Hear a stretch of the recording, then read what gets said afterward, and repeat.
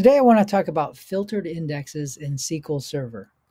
So filtered indexes are indexes that are non-clustered and allow you to apply a specific condition to cover a subset of rows in the table. So what you do, it's kind of like just supplying a where clause, and only rows in the table that match the where clause will be represented in the index structure. And the advantage here is that the index structure will be smaller because you're not putting all of the rows into the structure. So that could make searches a lot faster. So let's go over to Management Studio and take a look at creating a filtered index. So I've got this table, fact reseller sales, that is in the AdventureWorks Data Warehouse 2019 database. So it's actually not that big of a table, but I wanted to show you guys just some of the subtle differences in the filtered index versus a normal index. So I looked at this table and there's this carrier tracking number, and all the rows in the table actually have a value in it. So I said, okay, well, I'm going to create a new column named carrier tracking number new with the same data type.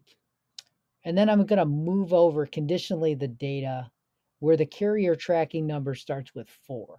So I did that. So the table's got 60,000 rows in it. Again, not that big. But we updated 3706 rows in this table, and we moved over the carrier tracking number to the carrier tracking number new. So, maybe a low percentage, not even 10% of the rows. And then I created 2 indexes. The first one's a normal index, so just on carrier tracking number, and then I'm including the product key and the sales amount. And then here's our filtered index here.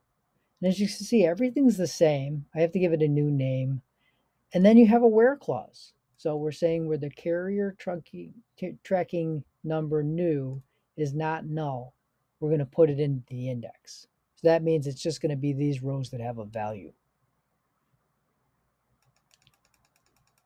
So now we're going to run our queries, and I'm going to have stats.io on, and then we're going to look at the query plans. So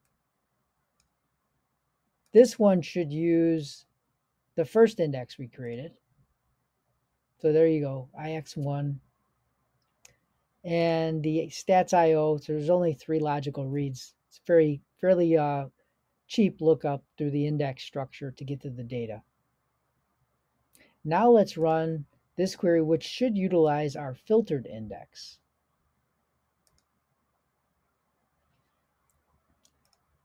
Sure enough, we're using the IX2. That's our filtered index.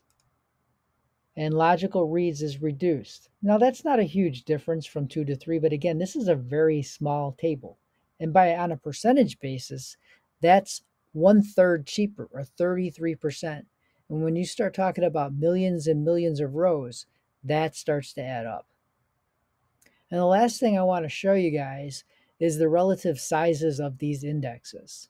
So I'm going to run this query that goes and grabs IX% fact reseller sales, and that should just get our 2 indexes. And as you can see, the non-filtered index is 3904 kilobytes, and the filtered index is only 248 kilobytes, which is less than 10%, which is kind of proportional to the numbers we were seeing at the beginning here with the 60,000 rows reduced down to 3706 rows. That's it for today's video on filtered indexes. Thanks for watching. I hope you learned something. Please like the video, subscribe, give me your comments, and if there's a subject you'd like me to do a video on, drop it in the comments below and I'll work on it. Have a good weekend.